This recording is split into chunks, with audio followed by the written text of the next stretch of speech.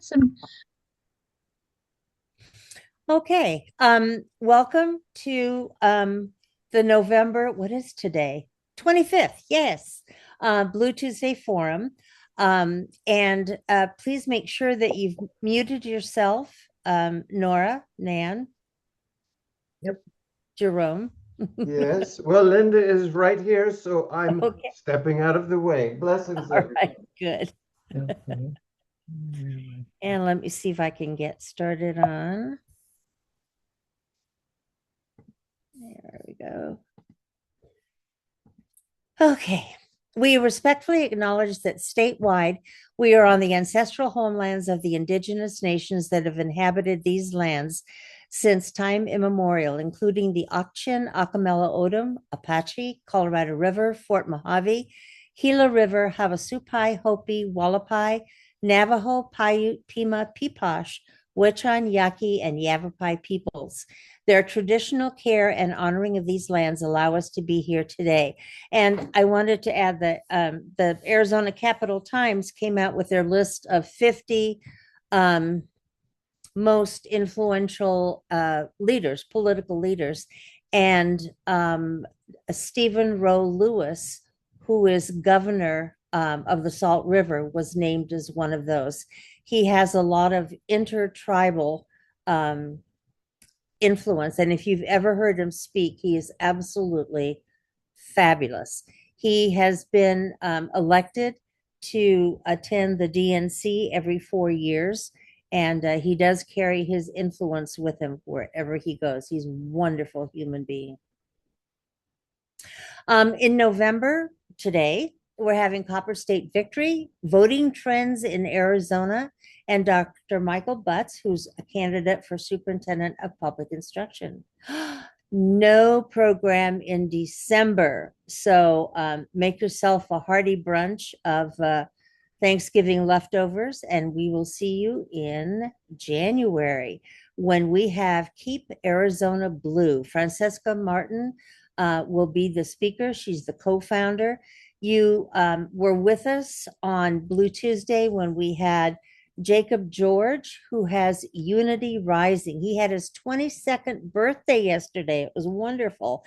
And what he's doing is establishing chapters in every high school in Arizona to counter Turning Point USA.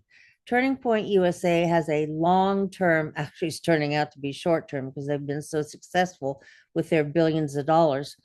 But they are establishing, Turning Point USA has a chapter in most Arizona high schools where they catch high school students early, indoctrinate them, and turn them into little GOP automatons.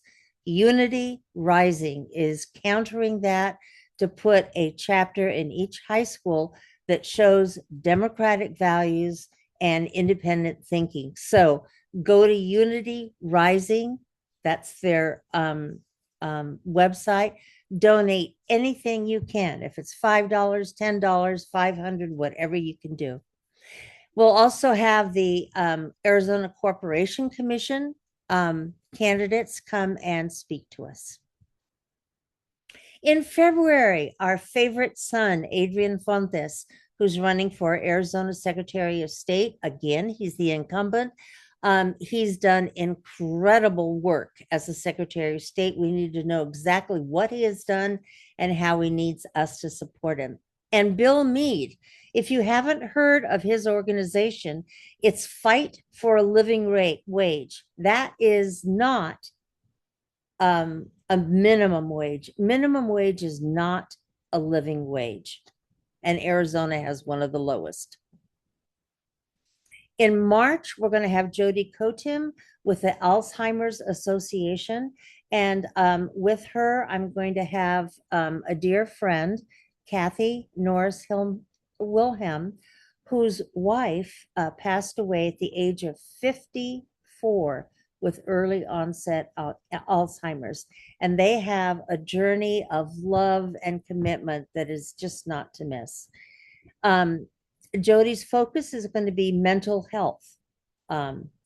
And then Dr. Elizabeth Jacobs on Defend Public Health. If you want to know how off base RFK is and how measles and other so-called conquered diseases are making an incredible comeback by the millions of children, tune in March for Dr. Elizabeth Jacobs. Now, activism. Oh, yes, more than ever, we need you to be active.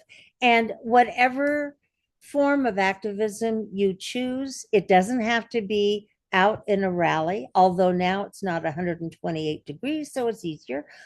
You can do things at home. You can write letters. You can make phone calls.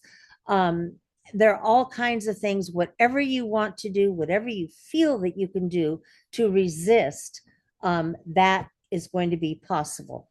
And these are the organizations that can help you. Oh, yes. One of our favorites, Save Our Schools Arizona. It's with the Arizona Education Association. It's the major group to protect public education. And if you haven't already, go to their website, sosarizona.org.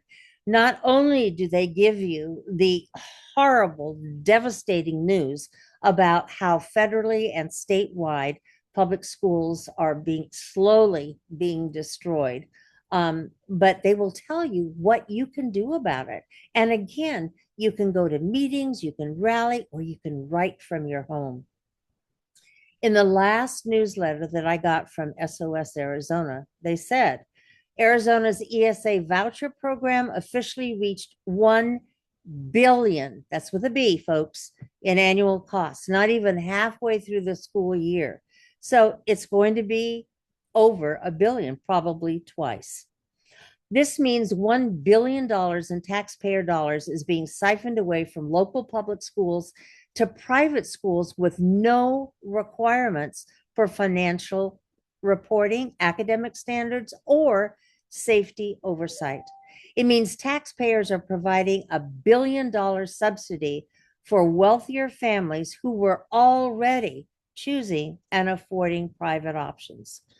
At the same time that the vouchers are going to cost us $2 billion this year, there is a 25-year, $7 billion debt owed to public schools. Now, what are these vouchers going for? Well, it's the same wealthy families that have been going to private schools for as long as the voucher program has been legal.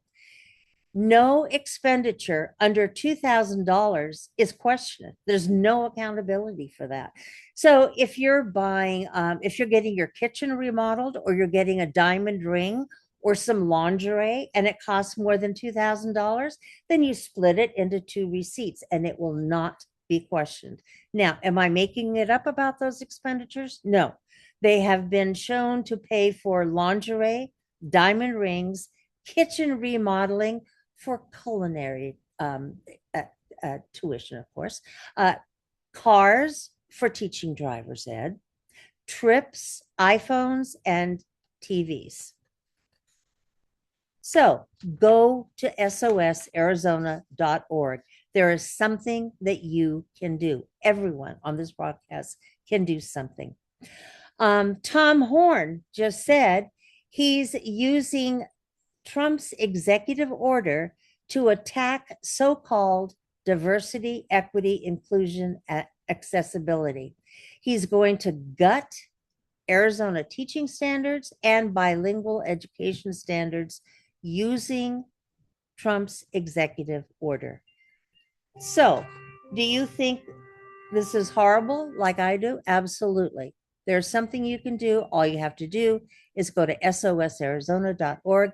They have templates for phone calls, for emails. They have places you can go, people you can meet that share your opinions. Another place to go on Friday in your bunny slippers is Secular AZ. Every Friday at noon, they have a speaker series. And I call it Rage Friday because they pick on Christian nationalism or school board intrusions all the things that are focused on taking away our democratic values and manifestations in our society.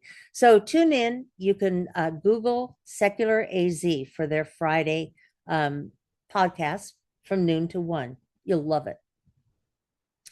CEBV.us is Civic Engagement Beyond Voting.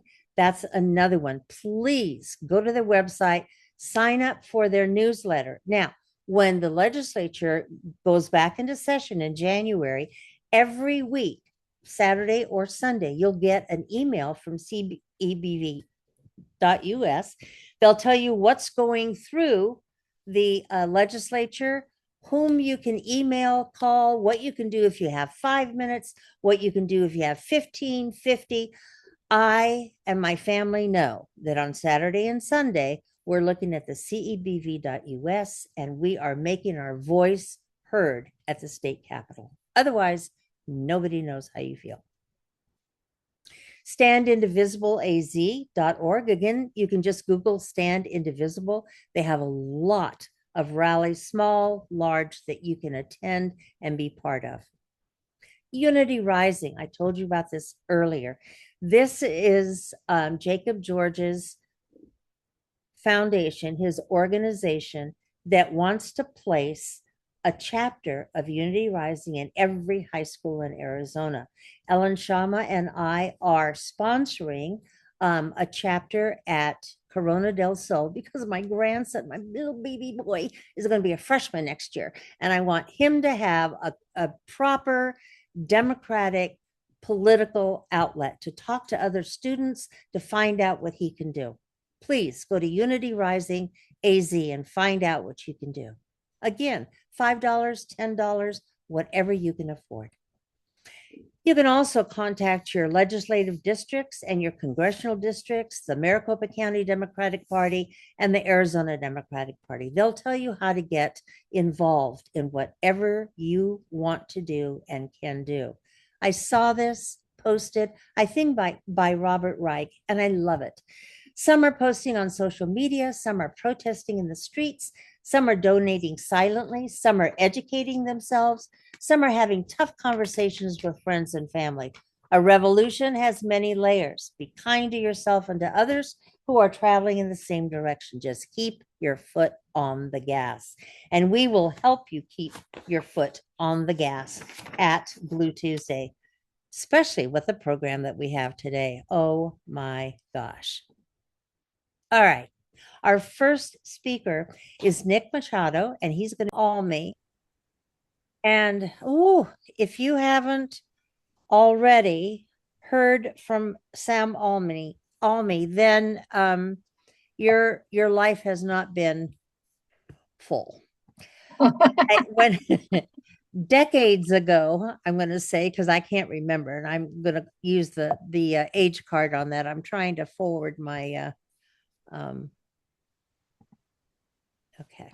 I'm trying to forward my slide. There you go. All right. There's a delightful picture of Sam. I knew him when he was 12. Well, not really, but it just seems like it, because as a candidate, as a Democratic leader in my LD and in the county and state, I had to have Sam Almy's data, because that was vital to my approach to the electorate. It was his analyses are always what shore me up or give me new insight into what's happening. Sam, let me tell you a little bit about him. Sam Almy has worked in Arizona politics since 2008. That's maybe the decades that go back for me. Since 2012, Sam's focus has been on data analytics and reporting as the voter file manager for the Arizona Democratic Party. Since 2008, Sam has worked with any campaign, even mine, from president to school board. Currently, Sam's focus is with digital advertising and analytics. He is currently head of digital buying at Uplift Campaigns. He and his wife live in Phoenix, Arizona with their 2 children. And For both of my doctorates, I took 20 extra hours of research and analysis. And I can tell you, you are still my go-to guru. Sam, thank you so much for being our guest today. All right. Well, thank you very much for that intro, Janie. It was certainly more than the 2 sentence bio I wrote. I very much appreciate it. I very much appreciate you all having me here as well. I do enjoy coming to these little luncheons and forums just to show off my charts. And I'm going to go ahead and share my screen here. For those of you who are big fans of black font on white background PowerPoints, you are in for a treat today. I am sharing the correct screen, I believe. Yes. Okay. So Janie asked me to talk a little bit about Maricopa County registration trends. I'm going to talk a little bit about that and voting trends because we've seen a fairly big shift over the last 4 years. When in 2018, that was the first year that Arizona started winning Democratic elections statewide, and we regressed in 2024, and I'm going to show a little bit as to why. But first, quickly, the most boring slide. I apologize. Janie mentioned I was previously with the Arizona Democratic Party, the voter file manager. I made cool charts and graphs. Here with Uplift campaigns, we do all sorts of digital advertising here. We work with all sorts of progressive candidates and organizations up and down the ballot, congressional, Senate, school board, county, municipal, whatever. We do a lot of them. I think our latest race was here in Arizona with Adelita Grijalva in AZ7. We track. One of the main things that I do is I track early voting for Arizona, and I try to make cool charts and graphs along the way. Okay, so let's jump into Maricopa County registration. So I'm pulling this data from old voter files. It should match up very similarly with Secretary of State's numbers. But the big thing that I want to highlight right here, and we're seeing this is the big trend statewide. In 2020, right up here, there was a big spike in registration. Apparently, a lot of people stayed at home and had nothing else to do other than register online and go vote. We saw a huge spike in registration. After that, everybody sort of petered out. Republican registration went down, Democratic registration went down, Independent stayed flat. Since then, Democratic registration in Maricopa County has been flat. It has never recovered from this high that we had in 2020. Independent registration is climbed up. They're now the #1 party. And this is what we saw in 2024. The Republicans re-registered all their voters. They came back to their 2020 high and have since increased that as of the summer. I think these are the summer numbers that I'm looking at. You can also see that in percentage of registration. In 2018, Democrats made up 30% of all registered voters in the county. That number's dropped to 27.8%. We've lost registration share along the way. Republicans have increased a little bit. Independents are really the one that's driving or making the most gains.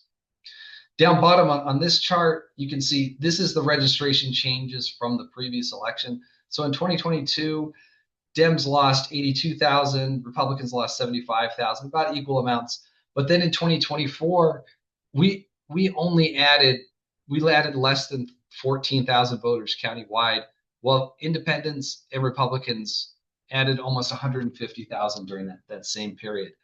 And then here you can see the registration disadvantage. In 2022, this was kind of sort of a high watermark for Democratic performance. The Republican voter registration advantage was 108,000. In 2024, when things flipped back red in the state, that number had increased to 178,000, and it's only increased since then. So it is really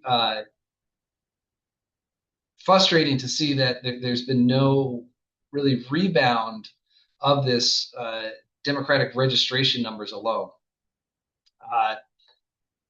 That is due to a variety of things, which I don't have time to get into, but this is the registration trends that we're seeing. Up next, this is some of the voter results over the last 4 cycles here. So you can see 2018, 2020, 2022. These are all state or top of the ticket victories. I think we had, this is going to be president, Senate, and then we have this awkward 2018 Kirsten Sinema victory. It's weird now. It was very fun at the time. And this is the shift that we're seeing on the precinct map. So in 2020, this is when Maricopa flipped to Biden. You can see we've made a lot of blue precincts here on the outer edges. It kind of expanded into the suburbs. These central precincts, they stayed nice and dark blue for us.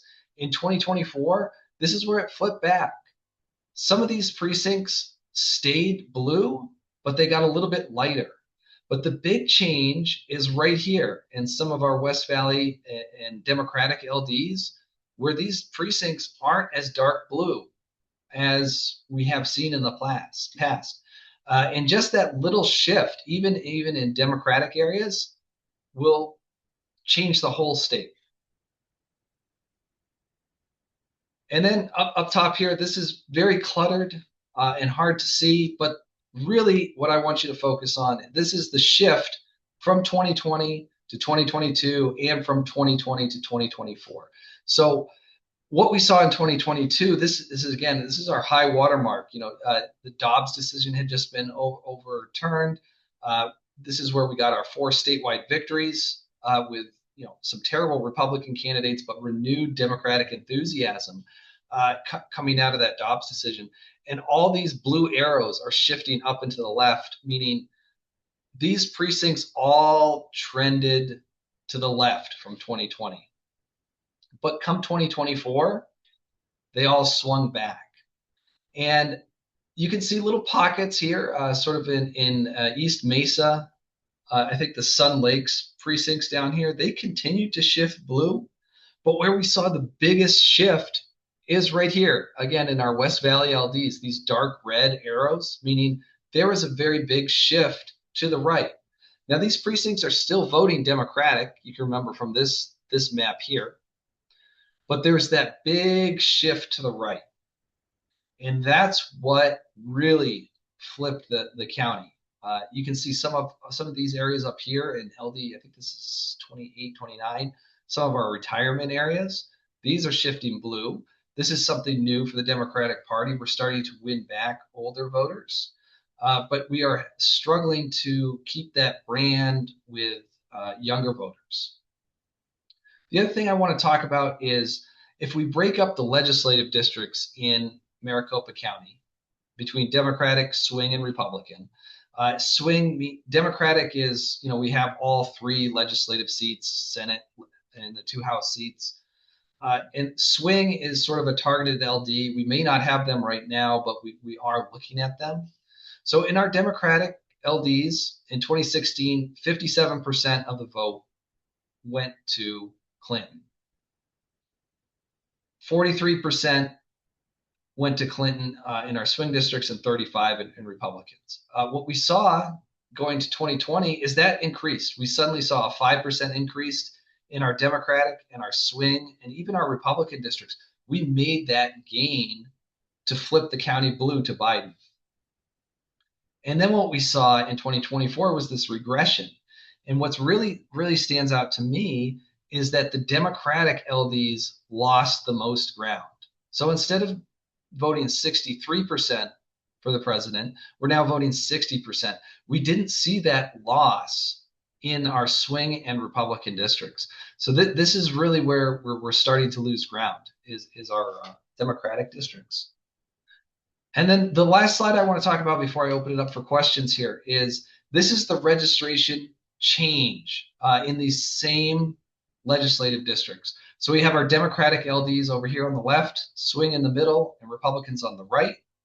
And you can see in 2020, Republicans, Democrats, and independents, well, in 2022 rather, they all lost registration. That's pretty standard across the board. In 2024, though, this is where the Republicans started making gains. So in our Democratic LDs, Republicans registered 21,000 more voters. In the Republican LDs, they registered 51,000 more voters. At that same time, Dems increased voters by 206 in our Democratic LDs, 263 from 2024 to 2025. So almost nothing. This remains virtually unchanged for Democratic voters. We made a little bit of gains here in our swing districts. We registered about 2,400 more voters. Our biggest gains came in Republican LDs. And this has a lot to do with some socioeconomic factors. The Democratic Party is now sort of a more established base. We're higher income, more college educated. That is a big trend that we're seeing. It's a weird place for us. We've never been the party of the elites, but that's where we are. I think that's going to have a huge effect on a midterm election simply because that's a more reliable voter base. So even though you're seeing huge Republican registration numbers, I'm not sure how many of those new or first-time 2024 voters are coming out and voting again in the midterm when the president's not on the ballot. So that's going to be the big question that the coordinated campaign answers, because unless these registration numbers for 2025 start increasing to the effect that the Republicans have, it's going to be very difficult to keep pace with just the overall Republican registration advantage. Okay, so those are all my little slides here. I'm going to pause here. Yes, of course, the presentation will be shared. Please ask any question that you have, but please don't make a speech. You know who you are. All right. Thank you. Thanks so much, Sam. And you explained there's an email that I subscribe to every day. It's called Explain It Daily. And it's something like nuclear fission or, whatever, something to do with the cosmos or something, like how is coffee made? And there are three parts. The first part is explain it to me like I'm 5 years old. So thank you so much for letting us understand the data. I guess I'm amazed or concerned that when it seems that we have such strong Democratic with a small d candidates who fight, legislate, work for our values and for the people instead of the oligarchs, that our registration is going down. What, if I could ask you, so bold, I'm nervous as all get out about the midterms, if we even get to have them. Do you have any projections, anything in your? For projections on the midterms, I don't. I usually don't like to look at that because I'm often wrong, and then two, I'm the most pessimistic person in Democratic politics. A lot of the times, they do not let me. The comms people don't let me talk about my numbers here. But I think for registration numbers, what I've been saying recently is that the Democratic Party is on the right side of a lot of very unpopular issues. And we saw a little bit of change in that in some of the midterms, especially New York City's mayor. He really captured that sort of populist messaging that the president's campaign had done very well at. And some of that messaging is very good. If you take out the outright fascism, it becomes a very popular message. We saw some more of it in the Virginia races, a little bit in New Jersey races as well, where Democrats are starting to recapture that more traditional populist message. Is it going to translate here to Arizona? I don't know. That's going to be the big question. There is a question in the chat from Sandy Bondi. She says, do we have the numbers on the ballot for 403, 406, or 409? And were those the last? Yes, they were. Mm-hmm. Okay. I haven't looked at them. I think those were the countywide props, and they passed. Right. Okay. Pretty well. There was some bipartisan support for those, so it wasn't. Okay. It's a hard to. I will say, Sandra, this is a very interesting question because it kind of leads into something I noticed with Adelita's race. I think a lot of people talked about how she overperformed Harris by 14%. It was like, all right, everybody's back on the Democratic board. It's really hard to make that comparison because the electorates are so different. You're looking at like very high turnout, very engaged people in these low turnout races. When it comes to a broader electorate, it's just so different. It's hard to make a campaign comparison. And when you do your analyses, can you on ballot propositions, is it possible to factor out how the Democrats voted or how Republicans voted if they're registered that way? No, Janie, that's a great question. I get it a lot. If we didn't have this secret ballot, I would be so much better at my job if I know how individual people voted.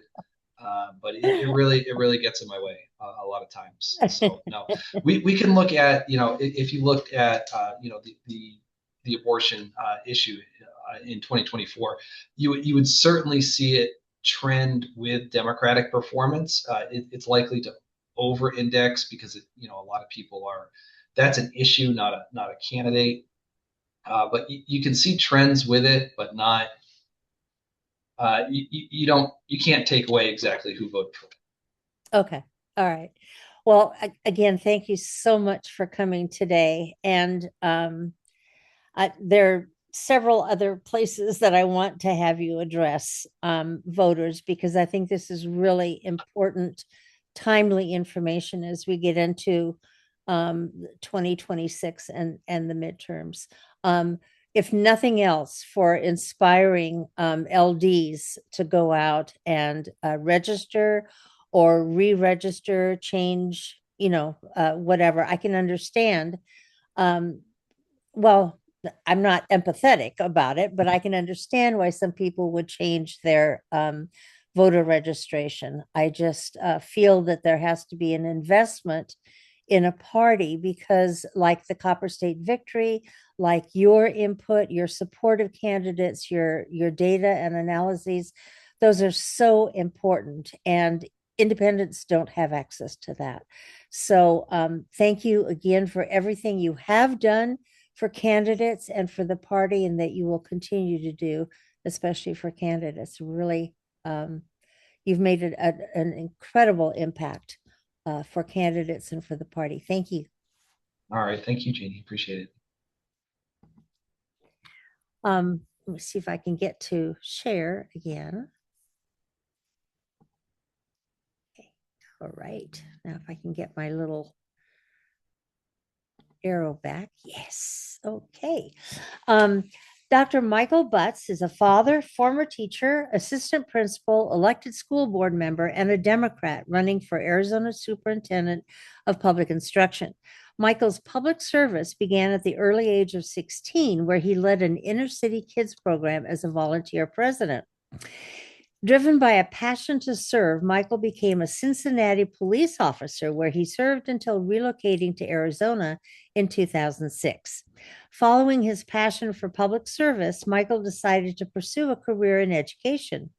Michael has served as a teacher and school administrator for the past 10 years in Osborne and Agua Fria Union High School districts, while also serving on the board of the Arizona Association for Gifted and Talented Children.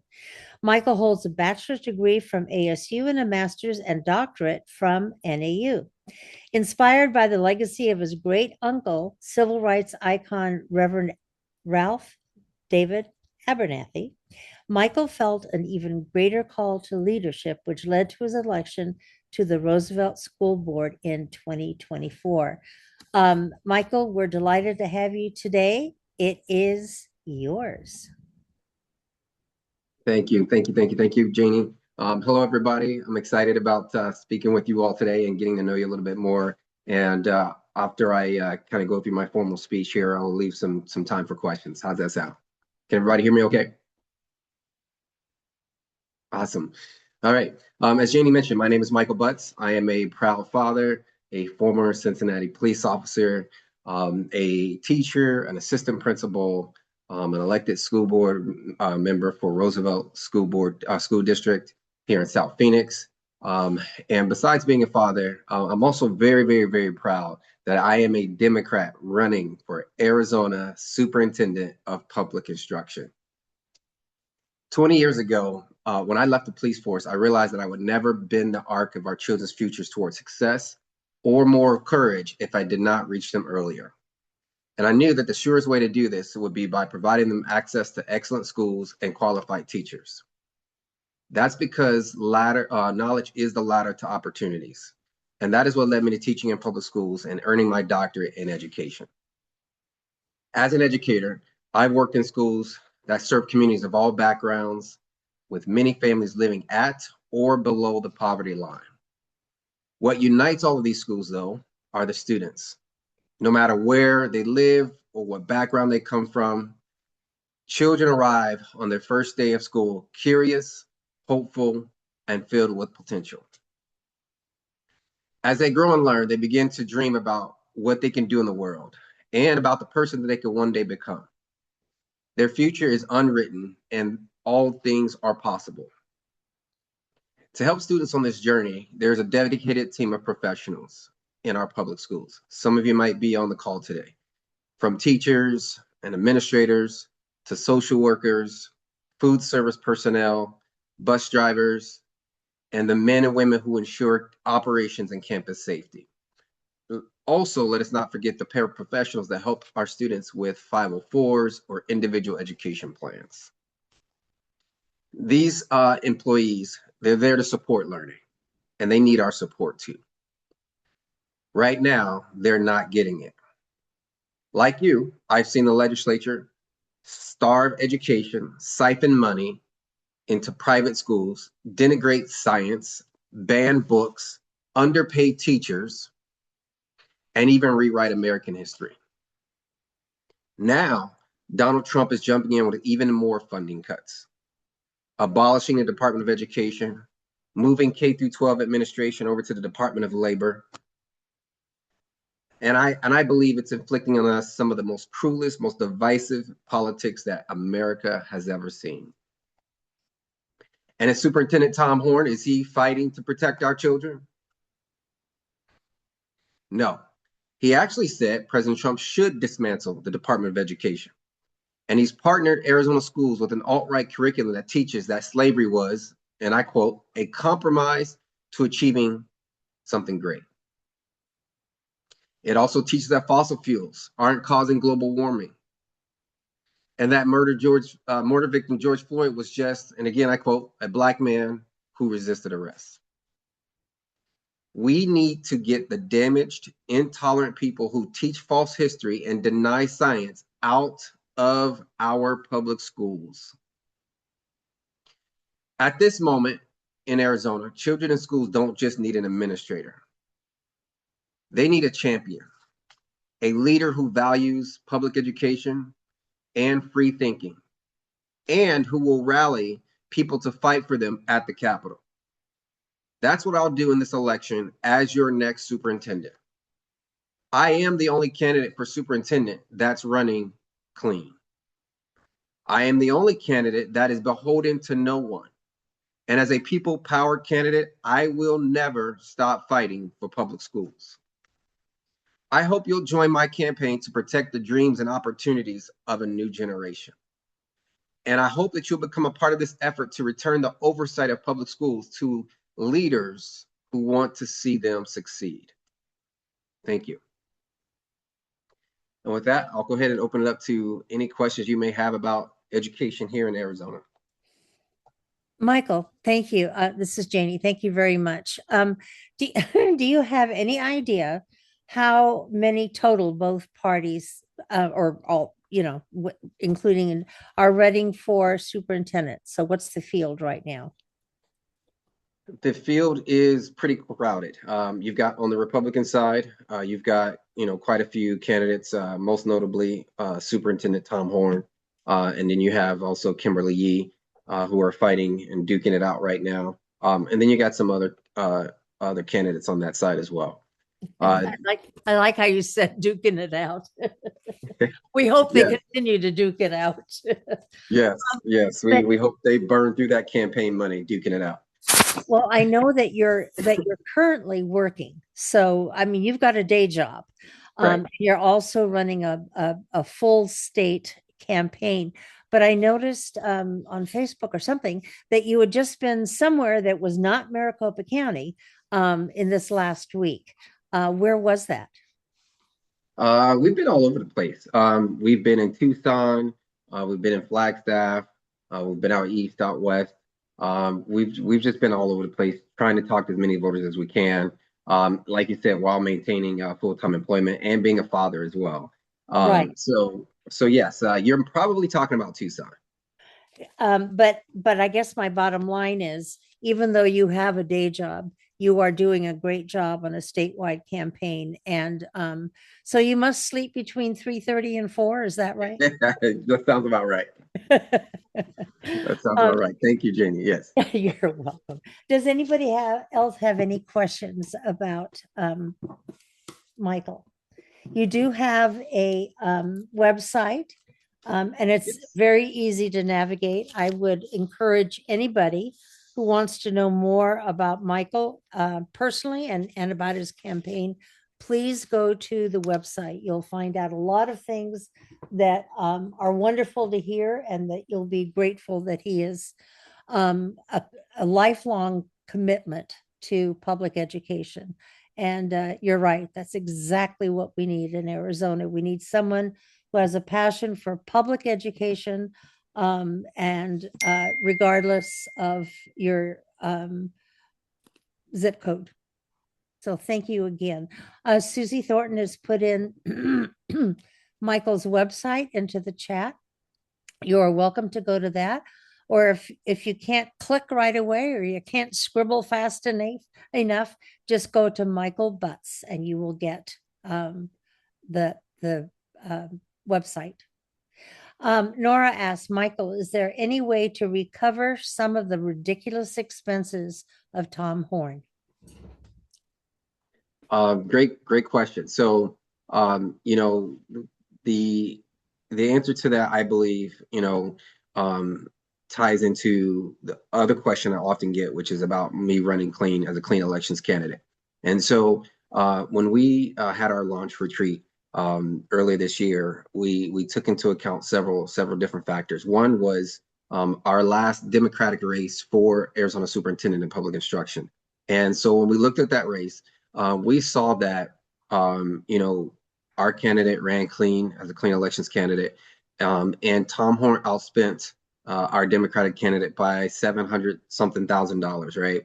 And you would think that equates to a huge margin of votes, but it didn't. And when you look at the numbers, Tom Horn only etched out a win with less than overhead of 9,000, a little bit under 9,000 votes. And so it does not equate, to the spending power that went into that particular race. And so I say that to say that this race is not going to come down to money. It's going to come down to the state of our education system here. And do we have a candidate that sees a path forward? Do we have a candidate that is familiar and well versed with public schools and will fight for public schools? A lot of eyes are going to be on this particular race for superintendent of public instruction.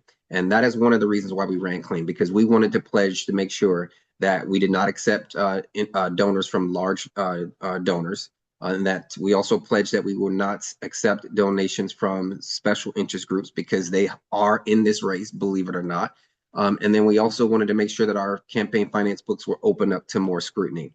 And as a result, I do need your help. I do have a call to action. We do need each one of us on this call to donate $5 to help me qualify as a clean elections candidate. Very simple, very easy task to do.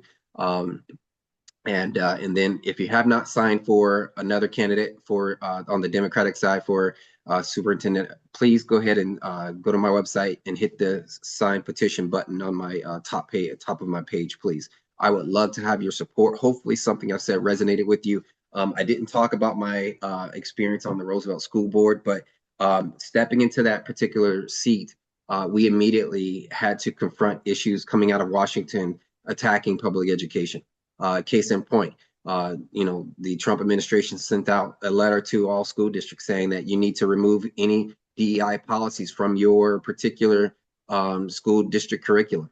And as you all know, back in I believe the 60s and 70s, we've already determined and set up our rule of law that federal influence and federal control cannot dictate to school districts what they can and cannot teach. And so Donald Trump is doing something that hasn't been done in a while in terms of trying to dictate to school districts what their curriculum should look like.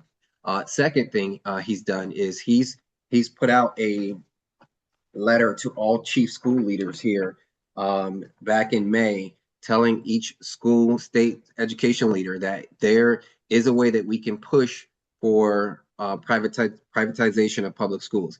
And the way to do that is by designating them as an unsafe school. And so they've got these parameters and these guidelines on how to do it. It's a how-to guide, right, that he sent out to state chief school education leaders and in efforts to push privatization of public schools. And so we've got to know what's going on in Washington and how that impacts us here locally in Arizona. I believe I'm the right candidate. I believe I deserve your support. And I am excited to win this race and also go into the general and see who we have to battle out with. Thank you.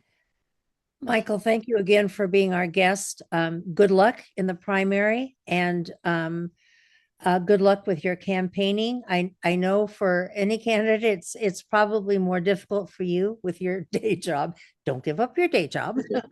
But good luck, and thank you so much for being with us today. We appreciate it. Thank you. You're welcome. Have a great day, everybody. Thank you, Michael. Thank you. Whoops. Okay, let me get back here. And so remember, please, folks, there's no program in December. We want you to pig out on leftovers, put your bunny slippers up before the fire if you have a fireplace, and just enjoy the holidays. Then in January, we start ranking up for our midterm elections, 2006. Make sure that you view us on January 27th with Keep Arizona Blue. You heard about Unity Rising trying to establish a chapter in each high school to counter Turning Point USA. When they're out of high school, they can get with Keep Arizona Blue, which is for college age students. This is so important to get our young people steeped in democratic values and finding out how they can manifest those in their daily lives. We'll have members of the Arizona Corporation Commission come and speak to us. And we're going to save the constables and justices of the peace till later in the election year. So it's keen on your minds to vote ballots up, not down, and down.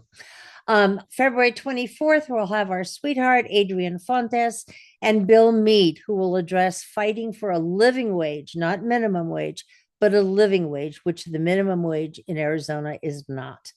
March 31st, Jody Kodem from the Alzheimer's Association will talk about mental health. That's something that all of us who are a bit devastated with the current unprecedented federal government will need. And Elizabeth Jacobs, she will tell you everything that's wrong with RFK, and she has data going back 100 years.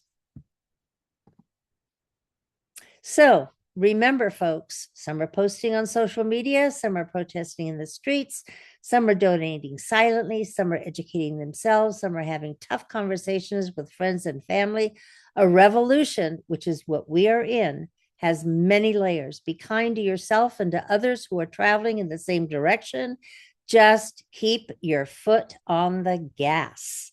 Have a fabulous holiday, and we will see you January 27th. Goodbye. Happy holidays, everyone.